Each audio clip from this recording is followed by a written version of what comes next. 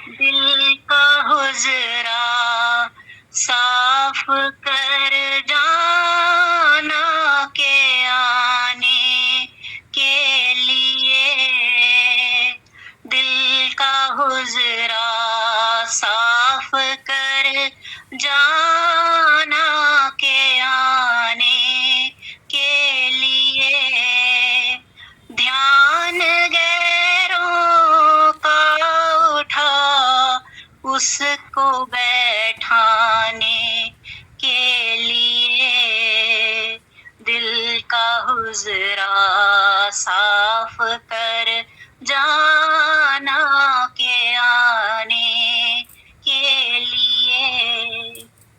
चश्मे दिल से देख यहाँ जो जो तमाशे हो रहे।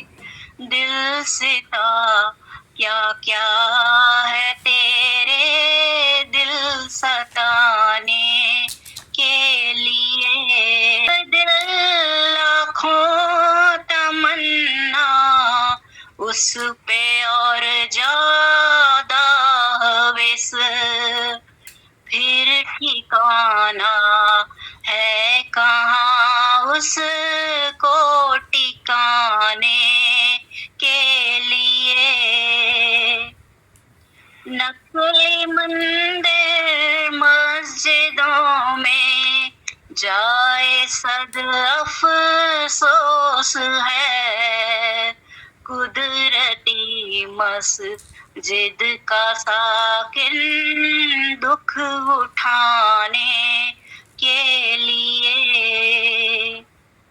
कुदरती काबे की तू मेहराब में सुन गौर से आ रही धुर से सदा तेरे बुलाने के लिए।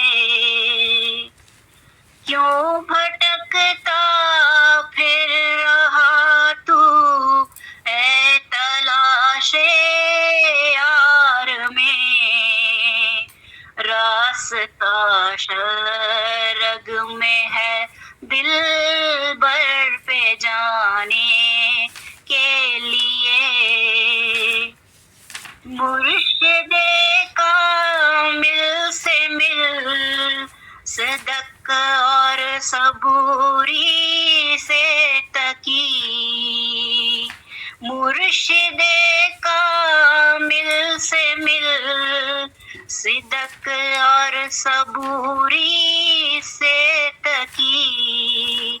जो तुझे देगा फहम शाहरग पाने के लिए। गोशे बातिन हो कुशादा जो करे कुछ दिन अमल। ला इलाही अल्लाहू अकबर पे जाने के लिए। दिल का हुजरा साफ कर जाना के आने के लिए। ध्यान गैरों का उठा उसको बैठाने के लिए। आज का शब्द स्वामी जी महाराज के भी जो गुरु जी थे, हालांकि प्रत्यक्ष रूप से प्रमाण नहीं मिलता, लेकिन अप्रत्यक्ष रूप से ये निश्चित हो गया कि तुलसी साहब स्वामी जी महाराज के घर आते थे। उन्होंने स्वामी जी महाराज की माता जी को आशीर्वाद दिया था कि आपके यहाँ एक ऐसी पवित्र आत्मा जन्म लेने वाली है। तो उनके ऊपर तुलसी साहब की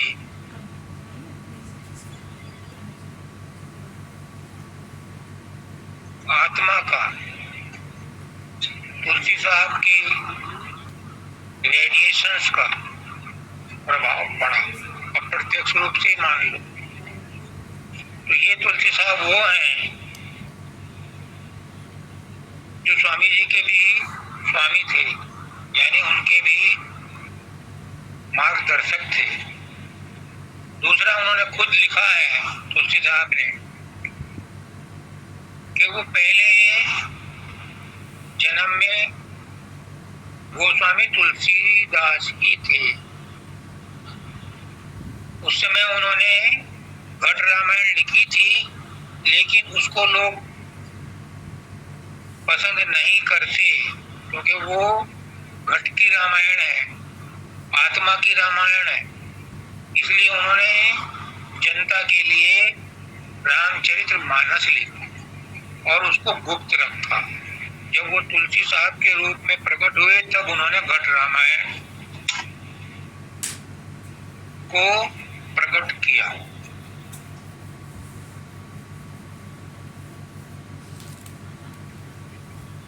उनका ये शब्द है, अगर कोई इसे समझ ले तो निश्चित रूप से उसका इसी जन्म में कल्याण होगा। वो कहते हैं दिल का हुजरा साफ कर, यानी अभी आचार्य जैसे ने बोला कि मन को साफ करो।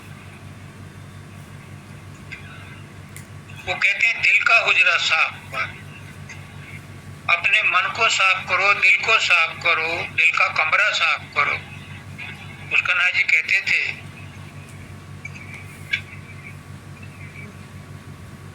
कि परमात्मा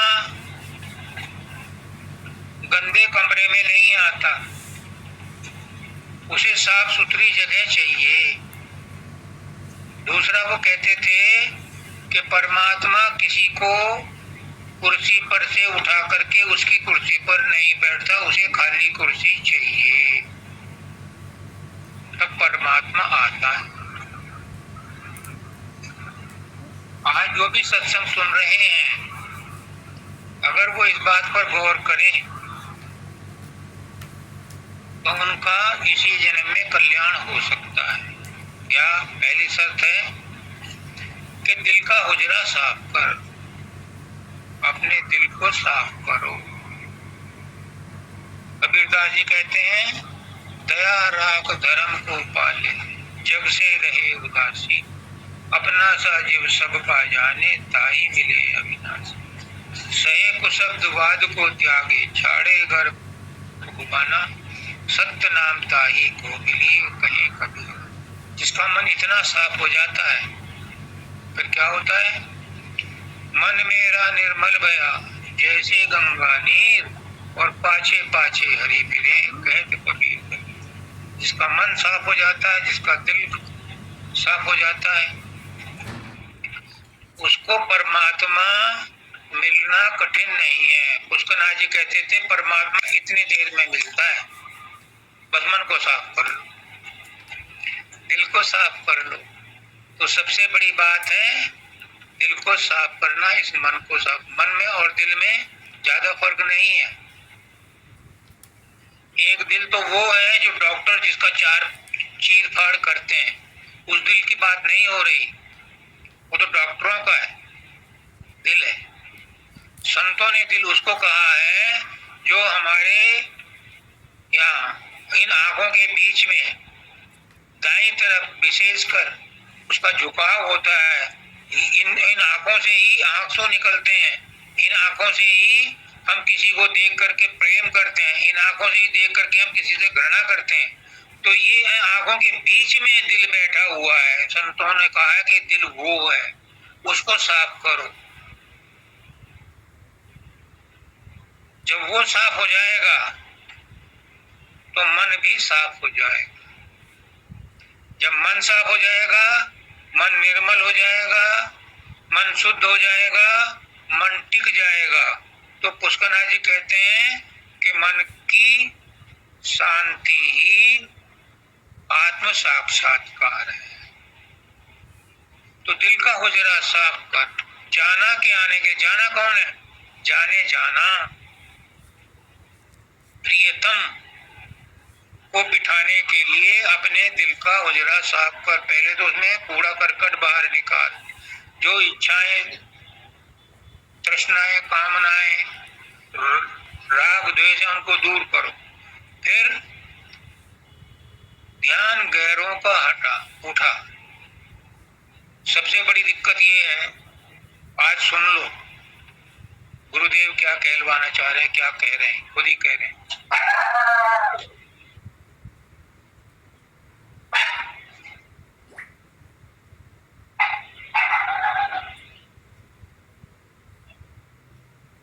ध्यान गैरों का उठा। जब हम साधन अभ्यास में बैठते हैं तो तरह तरह के विचार आते हैं।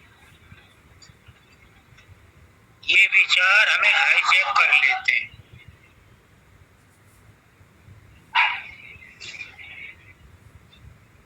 करने तो बैठे थे सुमरन ध्यान, और चले गए बाजार में, चले गए काम क्रोध में, चले गए वासना में। और ये सबके साथ होता है। कबीरदास जी जब अपने गुरु के पास गए, छोटे बालक थे, तो दरबान ने पूछा क्या बात है? तो गुरु जी से मिलना है। वो तो अभी, उनके गुरु थे रामानंद, वो तो अभी समाधि में है। कबीर साहब ने कहा समाधि में नहीं, वो तो जूते वाले की दुकान पर है। उस दरबान ने उसको झापड़ मारा बहुत जोर का। वो बच्चा था, बिलबिला उठा, रोने लगा। ऊपर से गुरुजी ने सुन लिया। उन्होंने कहा उस बच्चे को आने दो, कल मैं जूते लाया था और वो चुभ रहे थे, मैं सोच रहा था कि आज उन्हें वापस करने जाऊंगा। बड़े बड़े संतों के साथ मन ऐसा ही खिलवाड़ करता है। तो ध्यान गैरों का उठा, उसको बिठाने के लिए। अगर उसे बिठाना है तो जो कुर्सी पर पहले बैठे हैं उनको उठाओ। परमात्मा किसी को उठा करके उसकी कुर्सी पर नहीं बैठता, खाली कुर्सी होती है तो बैठता है। प्रैक्टिकल एक एग्जाम्पल बताता हूँ। जब हम साधन अभ्यास करते हैं, आंख बंद करके सुमरन करते हैं, तो हम अंधेरे में होते हैं, लेकिन तुरंत वहां प्रकाश आ जाता है। वो प्रकाश किसका आता है? उन विचारों को आता है जो गैर हैं, और हम उस प्रकाश में उलझ जाते हैं और अपने अंधेरे को भूल जाते हैं। तो यह मार्मिक बात है, नोट कर लो कि अगर सुमरन करना है, नाम का जाप करना है, तो वहां दूसरा नहीं होना चाहिए। अगर दूसरा है तो सुमरन नहीं है, समय की बर्बादी है। मैं उठ जाता हूँ, जब नहीं मन लगता तो मैं उठ जाता हूँ। बेकार अहंकार करने का कोई फायदा नहीं कि घंटा भर बैठा, 1.5 घंटा बैठा। अगर 5, उसका नाजी कहते थे कि जो 3-3 घंटे बैठते हैं, मुश्किल से 2-2.5 मिनट भी बैठ जाएं टिक करके, तो वो 100 साल की बंदगी से बेहतर है।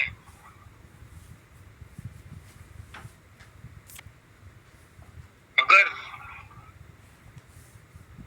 सूरत शब्द के नजदीक जाकर के टिक जाए, उसका वो क्या नाम, बाबा फकीर कहते हैं कि जब मैं वहां पहुंचता हूं तो अपने आप में गुम हो जाता हूं, लेकिन 2-2.5 मिनट से ज्यादा रुका नहीं जाता। मुझे मन वापस नीचे संसार में खींच लाता है। तो कहने का मतलब ये है कि अगर शुद्ध मन से, टिके हुए मन से हमने साधन अभ्यास किया,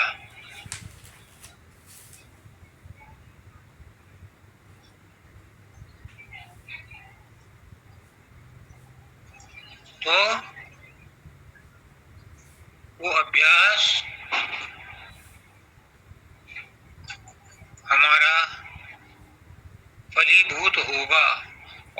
विचारों के दौर में बहते रहे, विचार आते रहे, तो राम का नाम कितना ही लेते रहो, प्रभाव उसका, जैसा पिछले सत्संग में बताया था कि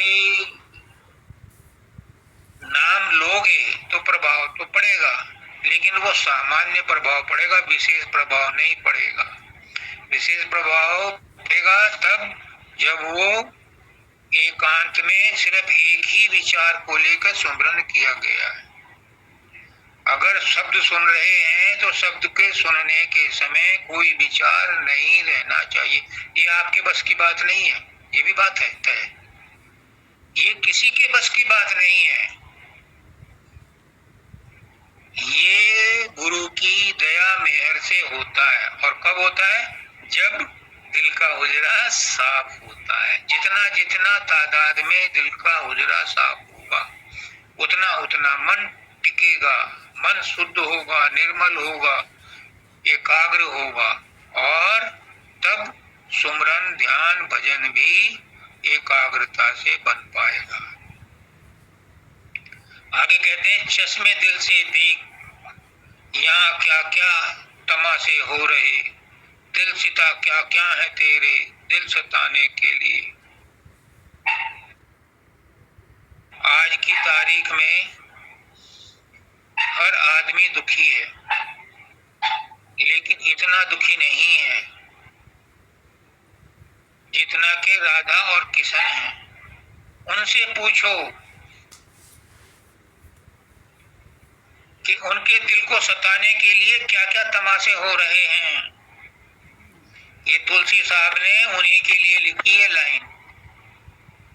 सबके साथ होता है, सब दुखी हैं, लेकिन इतने दुखी नहीं हैं। चश्मे दिल से देख, दिल की आंखों से देख, मन की आंखों से देख कि यहाँ जितने तमाशे हो रहे हैं इस संसार में, हर घर में, हर परिवार में जो जो नाटक हो रहे हैं, उनसे सबक लो। दूसरों के साथ हो रहे हैं, हमारे साथ भी होंगे, और हमारे साथ भी हो रहे हैं, लेकिन हम उनको इग्नोर कर रहे हैं। इग्नोर करने से वो दूर नहीं होते। हाँ, अगर दिल पर उनका संस्कार न बैठने दिया जाए, समता में रहा जाए, तब तो ठीक है। लेकिन हमारे दिल को सताने के लिए पुष्कनाथ जी कहते हैं कि ये तुम्हारे ही किए हुए कर्म हैं, तुम्हारे ही बोए हुए बीज हैं, जो फसल तैयार होकर के आज तुम्हारे सामने खड़ी है, तुम्हारे दिल को दुख दे रही है। ये हमारे ही बनाए हुए कर्म हैं, ये हमारे बोए हुए बीज हैं। दूसरों को दोष मत दो। दूसरा तो वो कर रहा है जो उससे परमात्मा करवा रहा है, क्योंकि उसने बदला लेना है। यहाँ सब आए हैं एक दूसरे से बदला लेने के लिए। लेन देन जो अधूरा रह गया था पिछले जन्मों में, उसे पूरा करने के लिए इस जन्म में वो हमारे साथ परिवार में, पड़ोस में, संबंधी के रूप में, पति पत्नी के रूप में, बेटा बेटी के रूप में हमारे साथ लगे हैं, क्योंकि उन्होंने पिछला हिसाब किताब चुकता करना है। तो ये सब देख लो, खुली आंखों से देख लो। सबके घर घर में यही है, घर घर मटियाले चूल्हे, राजा भोज भरम के गुल्ले। कोई घर खाली नहीं है। आदमी भले ही कोई बरी हो इन सितमों से, इन तमाशों से, कोई व्यक्तिगत आदमी तो बरी हो सकता है, लेकिन घर कोई बरी नहीं है। सब में कुछ ना कुछ लगा ही रहता है। फिर क्या कहते हैं, एक दिल लाखों तमन्ना। गोपियां कहती हैं कृष्ण से, उद्धव से, कि उद्धव एक मन था, वो तो चला गया कान्हा के साथ, अब तेरा ज्ञान काहे में बिठाएं। उनका तो एक था, वो तो चला गया कान्हा के साथ, लेकिन क्या हमने ऐसा किया? ना, हमारा मन तो हमारे पास है और एक दिल है वो, और लाखों तमन्नाएं, लाखों इच्छाएं हैं, वो सब पूरी होंगी, लेकिन उनमें समय लगेगा। और इसीलिए जन्म मरण का चक्कर अकाट्य है, लंबा खिंचा चला रहा है। सतयुग में भी हम ही थे, त्रेता में भी हम ही थे, द्वापर में भी हम ही थे, और कलयुग में भी हम ही हैं। और जाने कितनी चतुर्युगी बीत गई, हम वो के वही हैं, बस ना एड्रेस और नाम ही बदलता है, बाकी हम वही रहते हैं। आत्मा वही रहती है, वही घिसी पिटी इधर से उधर घूमती रहती हैं, शरीर बदलती रहती है। तो एक दिल लाखों तमन्ना, कितनी इच्छाएं करते हो। पुष्करनाथ जी कहते हैं तुम क्यों इच्छा करते हो, जो भाग्य में है वो तो मिलेगा। इच्छा करके क्यों अपनी भाग्य को बनाने वाले में कमियां निकालते हो कि मुझे एक नहीं 4 कार चाहिए, 2 बंगले चाहिए, मुझे ये चाहिए वो चाहिए। कितनी इच्छाएं रखते हैं। सब्जी वाला आया है, वो मुफ्त की मिर्च दे जाए, वो धनिया दे जाए, ये भी एक इच्छा है। एक दिल, दिल तो एक है और लाखों तमन्ना, उसमें कितनी इच्छाएं हैं। चलो यहाँ भी ठीक है। वो कहते हैं उसके बाद एक और हद कर दी तुमने, उस पर और ज्यादा बस तृष्णा और फलादिक। इच्छाएं तो हैं, लेकिन तृष्णाएं उनसे ज्यादा खतरनाक है। ये सीधी चुभती हैं। इच्छाएं तो बैकडोर में रहती हैं, बैकग्राउंड में रहती हैं, लेकिन तृष्णाएं डायरेक्ट हिट करती हैं। भाई उसकी गाड़ी मेरी गाड़ी से बड़ी कैसे है, उसकी कमीज मेरी कमीज से ज्यादा कैसे सफेद है, उसने इतने लाख रुपए की साड़ी खरीद दी है। ये जो तृष्णा है, ये चैन से नहीं जीने देती। इच्छाएं तो फिर भी किसी तरह से दबी रहती हैं और समय समय पर समय पा करके फलती फूलती हैं, लेकिन तृष्णाएं ज्यादा दुखी करती हैं। एक दिल लाखों तमन्ना, और उस पर ज्यादा हबस, ये तृष्णाओं की हबस, तृष्णा कहते हैं हबस को। फिर टिकाना है कहाँ उसको टिकाने के लिए, फिर ऐसे में परमात्मा कहाँ आएगा तुम्हारे कमरे में? वो तो वहां जाएगा जहां हबस नहीं है, जहां इच्छाएं नहीं है, जहां मन शांत है, जहां मन एकाग्र है, जहां मन शुद्ध है, वो वहां जाएगा। और ऐसा कोई जगह मिलता नहीं। तो दादा दयाल कहते हैं उस परमात्मा को कहीं रहने की जगह नहीं है, मेरे दिल में रहता है। क्योंकि मेरा दिल साफ है, मेरा दिल एकाग्र है, मेरा दिल शुद्ध है, मेरा दिल शांत है, तो मेरे दिल में रहता है। अब कहाँ जाए वो जाकर, मुझे छोड़ करके जा ही नहीं सकता। तो परमात्मा चंचल मन में नहीं रहता, दुखी मन में नहीं रहता। मैं यही कहता हूँ सबसे कि खुश रहो और सुखी रहो। जहाँ खुशी और रहेगी, जो खुश रहेगा, जो सुखी रहेगा, वहीं परमात्मा निवास करता है। जो दुखी रहता है वहाँ काल का डेरा है, वो खुद भी दुखी रहता है, दूसरों को भी दुखी रखता है। संत के पास आते हो, सत्संग में बैठते हो, पुष्करनाथ जी कहते हैं तुम संसार को नहीं सोचते उस समय, 1 घंटे के लिए सत्संग जब सुनते हो। क्यों? क्योंकि संत का जो ऑरा है, जो वातावरण है, जो उसका दिल है, जो उसका अपना रहनी है, वो शांत है, संतोष है। उसमें परमात्मा हर समय निवास करता है। इसलिए उसके ऑरा में रह करके आप भी उतने टाइम के लिए भूल जाते हो संसार के दुख दर्द। फिर आगे कहते हैं नकली मंदिर मस्जिदों में जाए सद अफसोस है। पुष्करनाथ जी कहते थे कि आपने मंदिर बनवाया, जयपुर से मूर्ति बनवाई, या किसी सुनार से, ठटेरे से पीतल की या सोने की मूर्ति बनवाई और उसे मंदिर में रख करके उसे प्राण प्रतिष्ठा भी किया। फिर उस पर कपड़े जेवर गहने पहनाए और उसे ताले में बंद कर दिया। फिर उसके साथ में क्या करते हैं, लंबी लिस्ट लगा देते हैं कि हमारी ये इच्छाएं पूरी करो,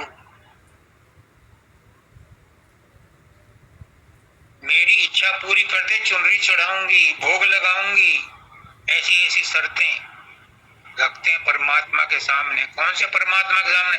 जो हमने बनाया है या किसी आदमी ने बनाया है, उसके सामने हम भोग लगाते हैं, उसको हम भोजन देते हैं। लड्डू गोपाल को सर्दियों में गर्म कपड़े पहनाते हैं, सर्दियों में गर्मियों में एसी में सुलाते हैं। हमारा ही बनाया हुआ है, किसी ठटेरे का बनाया हुआ है, उसकी तो हम इतनी इज्जत करते हैं। जहाँ मंदिर घर में बनाते हैं वहाँ जूते पहन कर नहीं जाते, वहाँ अशुद्ध वस्तु नहीं रखते। लेकिन जो मंदिर भगवान ने अपने रहने के लिए बनाया, मनुष्य का शरीर है, इसमें शराब भी, कबाब भी, मीट भी, गंदी बातें भी, तमाम कुछ गंदगी इसमें भरते रहते हैं। तो जो आज इंसान ने अपने आप मंदिर बनाया, उसकी तो साफ सफाई भी करता है। और जो भगवान ने मंदिर बनाया है, सभी संत महात्मा कहते हैं कि ये मनुष्य का शरीर हर मंदिर है, ये भगवान ने अपने रहने के लिए बनाया, परमात्मा इसी में निवास करता है, इसको हम गंदा रखते हैं। इसीलिए परमात्मा इसमें रहता हुआ भी हमारी मदद नहीं करता। इसमें रहता है, सबके शरीर में है, आगे आ रहा है, मुझे बताऊंगा। सबके अंदर है परमात्मा, लेकिन वो अंदर में रहता हुआ भी हमारी बात नहीं सुनता, क्योंकि हम उसे दिल से नहीं पुकारते। कौन कहता है भगवान आते नहीं? हम दिल से कभी उन्हें बुलाते नहीं। बुला के देखो, द्रौपदी ने बुलाया था, आए थे कि नहीं आए थे? हाथी ने बुलाया था, आए थे नहीं आए थे बस से छुटकारा दिलाने के लिए? आज भी आते हैं, आज भी आते हैं। वो है आचार्य वंदिता की लड़की, वहां से आ रही थी नेपाल से, एयरपोर्ट पर बंदर ने उसके बैग छीन लिया, नाखून मार दिए।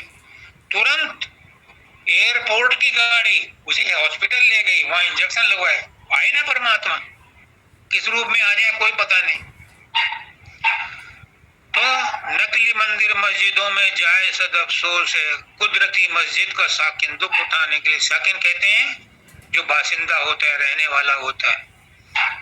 तो इस परमात्मा के बनाए हुए मनुष्य के शरीर में खुद परमात्मा रहता है, वो दुख उठाने के लिए। उसको और कुछ काम नहीं दिया तुमने, तो उसको दुख उठाने के लिए छोड़ दिया कि तो दुख। हम जो परमात्मा हमारे मंदिर में बैठा हुआ है, उसके लिए अच्छे अच्छे भोग लगाएंगे, पर जो अंदर में हमारे परमात्मा बैठा, उसकी कोई परवाह नहीं करते। मानव दयाल जी कहते हैं कि हमारे शरीर का जो स्थूल रूप है, इसकी हम बहुत देखभाल करते हैं। अच्छे कपड़े पहनेंगे, अच्छे बाल बनाओ जी, बाल लंबे हो गए कटवा दो जी, चश्मा खराब हो गया नया बनवाओ जी। इस स्थूल शरीर की बहुत परवाह करते हैं, सूक्ष्म शरीर की उससे भी ज्यादा परवाह करते हैं। अच्छे अच्छे गाने सुनेंगे, वीडियो देखेंगे, सिनेमा देखेंगे, भजन सुनेंगे, कथा कीर्तन करेंगे। हालांकि ये सब टेम्परेरी है, लेकिन करते हैं। और नहीं तो मोबाइल देखेंगे, यूट्यूब पर देखेंगे, पिक्चर देखेंगे। लेकिन जो आत्मा है, उसको कोई घास भी नहीं डालता, उसकी कोई परवाह नहीं करता, उसकी भूख कोई नहीं मिटाता, वो भूखी रह जाती है, तड़पती रहती है। आप पूछोगे मुझसे कि आत्मा की भूख क्या है? पूछो। आत्मा की भूख है सुमरन ध्यान भजन, वो कोई नहीं करता। और अगर करता भी है तो भी संसार को मांगने के लिए करता है। परमात्मा को परमात्मा के लिए कोई याद नहीं करता।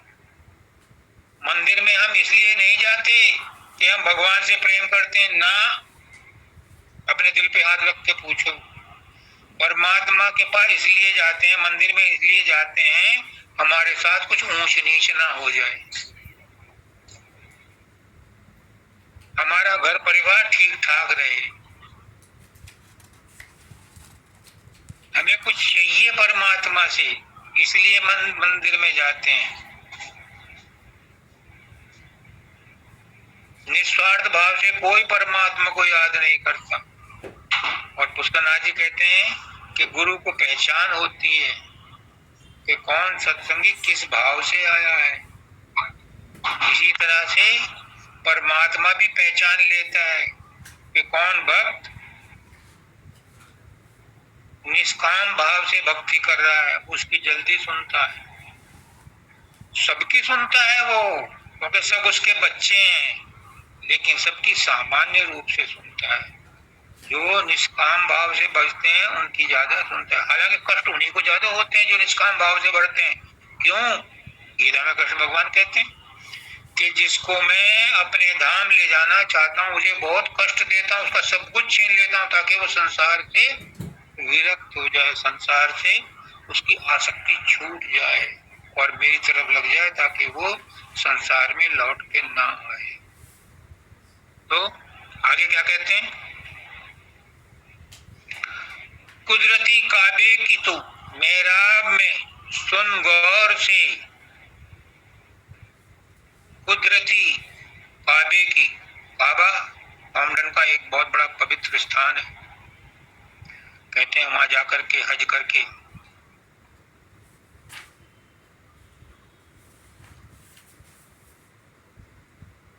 स्वर्ग मिलता है, जन्नत मिलती है।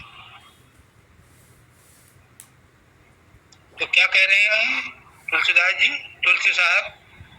कुदरती काबे की तू मेहराब में सुन गौर से। मेहराब है ये हमारा माथा, हमारी खोपड़ी। जैसे मेहराब होती है ना तिरछी, आजकल तो फ्लैट स्लैब पड़ जाते हैं दरवाजों पर, पहले मेहराब हुआ करती थी, ऐसे बन करके हुआ करती थी, वो मेहराब कहलाती थी। तो ये मेहराब है। यहाँ पर गौर से सुनो, कुदरती काबे से आ रही है क्या? कुदरती काबे से तू मेहराब में सुन गौर से, आ रही है दूर से सदा तेरे बुलाने के लिए। तुझे बुलाने के लिए वहां से आवाज आ रही है। जिनको नहीं पता वो दोबारा सुन लो। एक आत्मा तो हमारी मालिक के चरणों से निकली, जैसे बादलों से बूंद निकली और वो वातावरण में आई, फिर पृथ्वी के वातावरण में आई, फिर वो कहीं कूड़े पर पड़ी, कहीं नदी में पड़ी, कहीं बर्फ पे पड़ी, कहीं केले पर पड़ी, कहीं सीप में पड़ी। जहां जहां पड़ी उसका प्रभाव उस पर पड़ा और वो वैसी बन गई। हमारी आत्मा भी जब ऊपर से आई थी तो बड़ी पवित्र थी, बड़ी शुद्ध थी, लेकिन जैसे ही वो ब्रह्मांड में आई तो ब्रह्मांड में 5 तत्व, 3 गुण और प्रारब्ध, ब्रह्मांडी मन का जो अंश है हमारा मन, ये उसके साथ मिक्स हो गए, मिल गए, इनमें लिपट करके वो मलिन हो गई। अब उसको बुलाने के लिए, उसको जगाने के लिए परमात्मा यहाँ बैठा है खोपड़ी में शब्द के रूप में, और वहां से आवाज आ रही है। हर धर्म कहता है, साइंस भी मानता है के प्रकाश से सारी दुनिया बनी है। प्रकाश में जो अणु परमाणु हैं, जो इलेक्ट्रॉन प्रोटॉन न्यूट्रॉन हैं, ऐसे ही प्रकाश में जब घर्षण होता है, जब इलेक्ट्रॉन प्रोटॉन न्यूट्रॉन एटम आपस में रगड़ खाते हैं तो वहां साउंड होती है। डॉक्टर भी अपना इंस्ट्रूमेंट लेकर के हमारे सारे शरीर में, पहले तो ऐसे ही करते थे, आजकल तो कोई देखता नहीं, स्टेथोस्कोप से। पहले तो डॉक्टरों का मेन हथियार यही था, औजार यही था। अब तो सब कहते हैं कि जाओ जी MRI करा लो, जाओ जी CT स्कैन करा लो, और वो उनके 10-20 पैथोलॉजिकल टेस्ट बता देते हैं। पहले तो सब या तो नब्ज पकड़ कर देख लेते थे या फिर वो स्टेथोस्कोप से देखते थे। तो वो क्या देखते थे, वो भी शब्द सुनते थे हमारे शरीर में कि कहाँ कहाँ शब्द में रिदम गड़बड़ हुआ है। तो वो जो शब्द आ रहा है यहाँ से दूर से, वो हमारी इस आत्मा को जो यहाँ आकर के सारे शरीर में, सारे संसार में फैली हुई है, उसको जगाने के लिए, उसे बुलाने के लिए, उसे आगाह करने के लिए, उसे निर्मल करने के लिए वो आवाज आ रही है। तो तुलसीदास क्या कहते हैं, आ रही है दूर से सदा तेरे बुलाने के लिए। वो जो सदा, वो जो आवाज आ रही है दूर से, वो तुझे बुलाने के लिए आ रही है, उसको गौर से सुन। लेकिन तुम्हारे अकेले के बस की नहीं है वो। आगे क्या कहते हैं, क्यों भटकता फिर रहा है तू ए तलाशे यार में। वो कहते हैं उनके पास एक वो आया, तकी नाम का एक आदमी था जो हज करने जा रहा था। उनके घर के पास ही रहता था या आज आसपास रहता हो, तो उनसे उसकी दोस्ती हो गई, उनके पास आता जाता था। तो उसे समझा रहे हैं क्या, क्यों भटकता फिर रहा है तू एक तलाशे यार में, तू परमात्मा की तलाश में इधर उधर क्यों भटकता जा रहा है। हम भी भटक रहे हैं, लाखों अरबों जन्म हो गए, कितनी चौकड़ी बीत गई, भटक रहे हैं, रास्ता ही नहीं मिला वहां जाने का। अगर वहां चले जाते तो यहाँ क्यों आते आज हम। इसका मतलब भटकते आ रहे हैं, तभी तो आज हम आपके सामने बैठे हैं, सबके सामने बैठे हैं। क्यों भटकता फिर रहा है तो तलाशे यार में, उस यार की तलाश में क्यों भटकता फिर रहा है। तो फिर क्या करूं, वो कहते हैं रास्ता सारग में है दिल भर पे जाने के लिए, उस प्रियतम के पास जाने के लिए रास्ता तो तेरे अंदर में है, सारग में है, सुषुम्ना नाड़ी में है।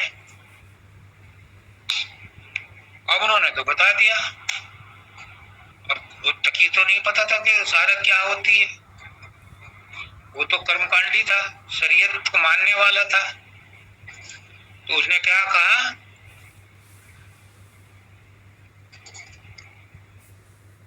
मुर्शिदे कामिल से मिल सिदक और सबूरी से तकी, हे तकी,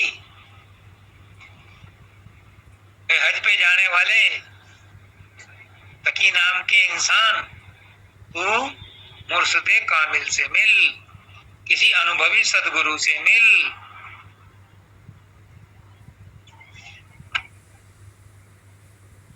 वो तुझे रास्ता बताएगा।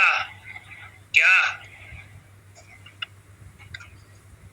जो तुझे देगा फहम सारक को पाने के लिए। वो तुझे क्या देगा, गुरु मोहे दीनी अजब जड़ी, गुरु मोहे दीनी अजब जड़ी, पांच नाग 25 नागनी सूंगत तुरत मरी, गुरु मोहे दीनी अजब जड़ी। तो गुरु क्या करेगा, कामिल पुरुष से जब तू मिलेगा तो क्या होगा, वो तुझे रास्ता बताएगा, वो तुझे भेद बताएगा, वो तुझे अजब जड़ी देगा। क्यों, सारक पे जाने के लिए। वो तुझे रास्ता बताएगा कि त्रिकुटी से पार कैसे जाएगा। वो तुझे रास्ता बताएगा कि शून्य से परे कैसे जाएगा, फिर बताएगा कि महाशून्य से परे कैसे जाएगा। आगे आ रहा है, जो तुझे देगा फहम, भेद बताएगा सारक को पाने के लिए। फिर उसके बाद क्या होगा, फालतू का नहीं है ये, बड़े काम की चीज है। क्या होगा, गो से बातिन हो कुसादा, जो करे कुछ दिन अमल। ये है प्रैक्टिकल। सारे साल पढ़ाया, फिर उसको कहा कि अब लेबोरेटरी में जाकर के एक्सपेरिमेंट करो।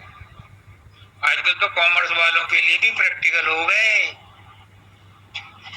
पहले साइंस वालों के लिए प्रैक्टिकल हुआ करते थे, अब कॉमर्स वालों के लिए भी हो गए कि टीचर के सामने प्रैक्टिकल करके दिखाओ।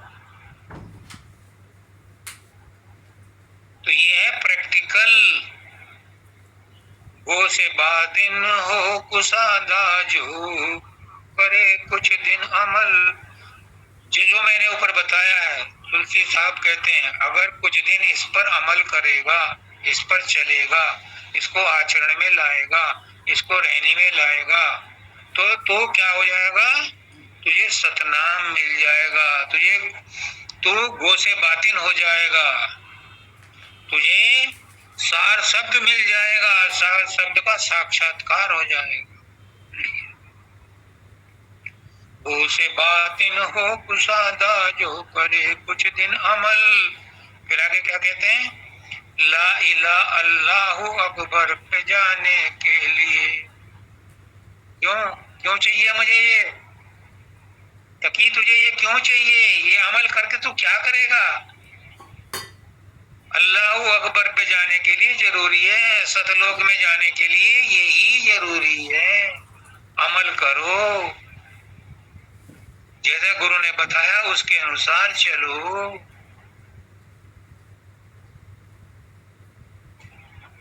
बिना इस पर अमल किए, बिना इस पर अभ्यास किए आगे का रास्ता नहीं मिलता। ये बातों का पकवान नहीं है, करनी पड़ती है, रहनी पड़ती है, बातों से नहीं काम चलता। आगे क्या कहते हैं, ये सदा तुलसी की है, आमिल अमल कर ध्यान दे। कहते हैं कि ये सदा तुलसी की है, ये आवाज है, सदा फिर वो ये आवाज है तुलसी की है। तुलसी संत सदगुरु वक्त है उस समय के, वो कह रहे हैं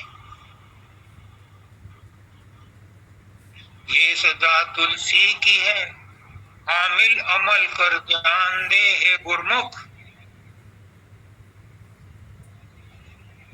रहने रहो, अनुभव प्राप्त करो, मेरी बात सुन करके उस पर अमल करो और फिर स्वयं अनुभव प्राप्त करो। विवेकानंद कहते हैं तुम्हें भगवान के दर्शन कोई नहीं करा सकता,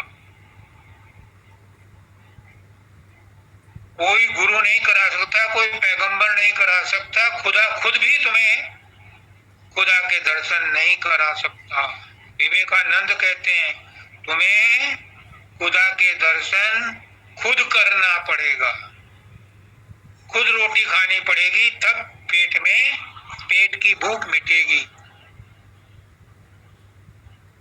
बिना खुद अभ्यास करे, अमल करे, तुम्हें खुदा के दर्शन नहीं हो सकते।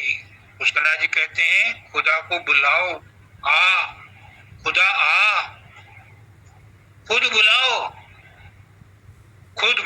खुद, और उसके साथ लगा दो आ, खुद आ, खुदा, तभी वो खुदा बनता है।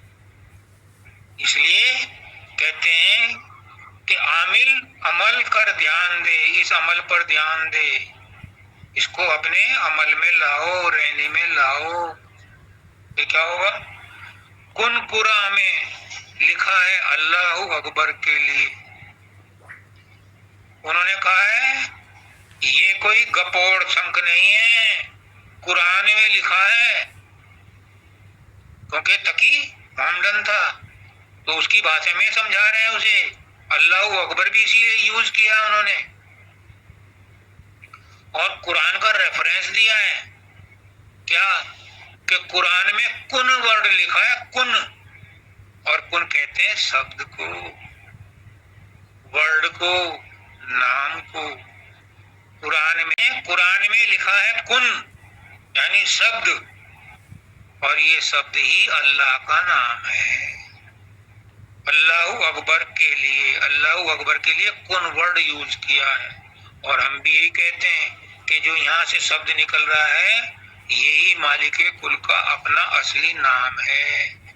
उसको नाजी कहते थे, वो नहीं, शब्दानंद जी महाराज कहते थे, जपते रहो राधा स्वामी हजारों बार लाखों बार करोड़ों बार, कुछ नहीं मिलता। राम राम जपते रहो, कुछ नहीं मिलता। साधारण प्रभाव तो पड़ेगा, संसार तो तुम्हारा बन जाएगा, स्वास्थ्य भी ठीक हो जाएगा राम नाम जपने से, राधा स्वामी नाम जपने से। लेकिन जो असली मकसद है, जो असली लक्ष्य है, उससे दूर रहोगे, वाच में ही फंसे रहोगे। वाच और लक्ष्य दो ही चीज हैं। वाच जो है वो व्यवहार है, और लक्ष्य हमारा एम है, हमारा गंतव्य है, और वो है परमार्थ को प्राप्त करना, आत्मा से मिलना, आत्मा का साक्षात्कार करना, आत्मा में गुम होना। वो नहीं मिलेगा जब तक कि तुम गुरु के बताए हुए मार्ग पर चल करके उस तरह से उस पर अमल नहीं करोगे, उस शब्द को नहीं पकड़ोगे। और शब्द को उसका नाजिन और क्लियर कर दिया कि जो प्रकाश को देखते हैं उनमें भी द्वैत है, एक प्रकाश और एक प्रकाश को देखने वाला। जो शब्द सुनते हैं उनमें भी द्वैत है, एक शब्द और एक शब्द को सुनने वाला। और जब तक द्वैत है तब तक आवागमन से मुक्ति नहीं मिल सकती। पुष्कना जी कहते थे, राजेश शब्द के पीछे डंडा लेके मत फिर, शब्द हमारी मंजिल नहीं है, हमारी मंजिल है अशब्द गति। और अशब्द गति क्या है? उस शब्द को सुनते सुनते उसमें गुम हो जाना, उसमें अपने आप को लय कर देना। इसलिए ये जो कुन वर्ड है ये अल्लाहू अकबर का ही नाम है, ये परमात्मा का ही नाम है, यही सतनाम है। और ये प्रैक्टिकल है, रटने से नहीं बनता, ये जवानी जमा खर्च नहीं होता, ये वाचक ज्ञान नहीं है, ये वर्णात्मक नाम नहीं है, ये धुनात्मक नाम भी नहीं है। माफ करना, हो सकता है मैं गलती कर रहा हूं, लेकिन मेरा गुरु कह रहा है ये धुनात्मक नाम भी नहीं है, ये तो उस नाम में गुम होने की अवस्था है। उसको पाना ही हमारा इस जन्म में जन्मसिद्ध अधिकार है, हमारी नेसेसिटी है। अगर इस जन्म में नहीं पाया तो फिर नहीं पता कि कब ये मौका मिलेगा। इस जन्म में तो गुरु भी मिला, गुरु ने सतनाम भी दिया, गुरु ने सत्संग भी दिया। अगले जन्म में कभी ऐसा मौका सौभाग्य प्राप्त हो किसी को नहीं पता। इसलिए आज का जन्म, आज का समय ही बहुमूल्य है, यही सुनहरा अवसर है, इसी का फायदा उठाओ, तभी तुम अपने लक्ष्य को प्राप्त कर पाएंगे। ये है इस शब्द का असली मंतव्य, असली भाव जो तुलसी साहब ने कहा। हर एक को वो सत्संगी है, सत्संग सुनता आ रहा है, वो इस बात को पल्ले बांध ले कि बहुत गई थोड़ी बची, पल पल रही रिहाय, और एक घड़ी के कारण ना कलंक लग जाए। गई, बहुत ऐसो आराम कर लिए, बहुत संसार देख लिया, क्या संसार में कोई अपना है? अगर अपना होता हमें छोड़ के क्यों जाता? ये शरीर ही अपना नहीं है, ये शरीर भी हमें छोड़ जाता है, इस शरीर में रोग लग जाते हैं। अगर अपना होता तो हमें दुख क्यों देता? अगर अपना होता तो वो राधा और किशन आज दुखी क्यों होते? कौन है अपना? सदगुरु नाम ठिकाना है, एक सदगुरु ही अपना है। और वो सदगुरु कौन है? वो है ये शब्द, यही एक अपना है। इसका पल्ला पकड़ लो तो आवागमन से मुक्ति मिलेगी, और वो इसी जन्म में है। बड़े भाग मानुष तन पावा, सुर मुनि सब संतन गाव। ये मनुष्य योनि, मनुष्य जन्म बड़े भाग्य से मिलता है। इसको हम क्या करते हैं? भजन बिन बावरे तू नहीं रासा जन्म कमाया, कभी न आया सत्संगत में, ना कभी हरि गुण गाया। भजन बिन बावरे तू नहीं रासा जन्म गवाया। ये संसार फूल से भर का सुअदेक ललचाया, मारी चोंच रुई निकसी सिर धुंधुन पछताया भवा। भजन बिन बाबुरे तूने ही रासा जन्म गवाया। कितनी उम्र बीत गई, क्या अभी तक इस बात का विश्वास नहीं हुआ कि इस संसार में कोई सुखी नहीं है? इस संसार में परमानेंट सुख किसी को नहीं है। जो थोड़ा बहुत सुख मिलता है वो भी दुख का कारण बन जाता है। तो क्यों ना फिर परमानेंट सुख की तरफ जाओ। और परमानेंट सुख मिलता है आत्मा का साक्षात्कार करके, और आत्मा का साक्षात्कार किसी गुरु के मार्गदर्शन में चल करके ही होता है, क्योंकि गुरु अनुभवी है, वो शॉर्टकट से ले जाता है, वो रास्ता बताता है, मदद करता है, और फिर कहता है कि तेरा असली गुरु तेरे अंदर बैठा है और उसकी ये पहचान है। पहले तुझे तीसरे तिल पर मिलेगा, उसकी ये पहचान है, फिर सहजल कमल में मिलेगा, उसकी ये पहचान है, फिर त्रिकुटी में मिलेगा, उसकी ये पहचान है, फिर सुनने में मिलेगा, उसकी ये पहचान है, महासुन में मिलेगा, उसकी ये पहचान है, फिर वो भंवर गुफा में मिलेगा, उसकी ये पहचान है, और फिर सतलोक में मिलेगा, उसकी ये पहचान। सब बता देता है, पक्का उसको ट्रेंड कर देता है।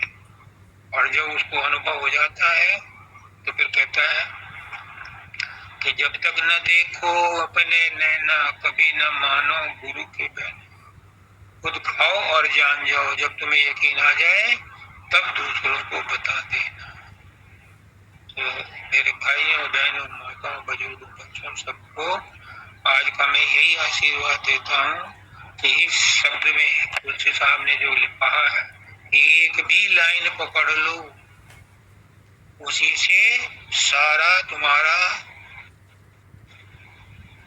जुड़ जाएगा। माला में एक मोती पकड़ लो, सारे मोती उसी से मिल जाएंगे। एक शब्द पकड़ लो, एक लाइन पकड़ लो, उसी से तुम्हारा सारा कल्याण हो जाएगा। सारी बात सबको समझ में नहीं आती, आ भी नहीं सकती, लेकिन किसी एक बात से जुड़ जाओ। पुष्करनाथ जी कहते थे कि जब गुरु की कोई एक बात तुम्हें चुभ जाती है, लग जाती है, तो वो तुम्हें गुरु से प्यार हो जाता है, और जब गुरु से प्यार हो जाता है तो फिर गुरु हाथ नहीं छोड़ता, सबको बंद करो भाई। आरती अच्छा हाँ, अभी तो वो होगी, आरती वारती करोगे? आरती कर लेते हैं। जी। हैं? चरण शरण की वंदना, नित्य कोई और न काम। गुरु बसोचित आए मेरे, बख्श दो निज नाम। तेरी शरणागति हुआ, अब किसकी राखूं? आस्ति तो तेरी दया, जब से उदास रूप ध्यान नाम दान,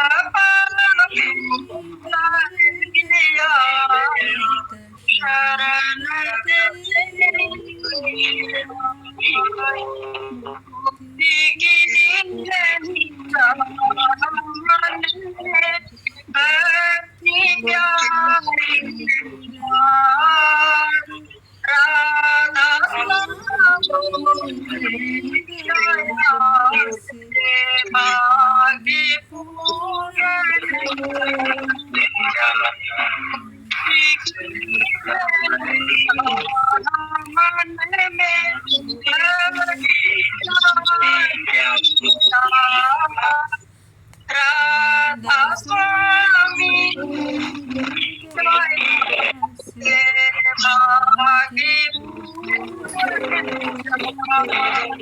शरण शरण वंदना।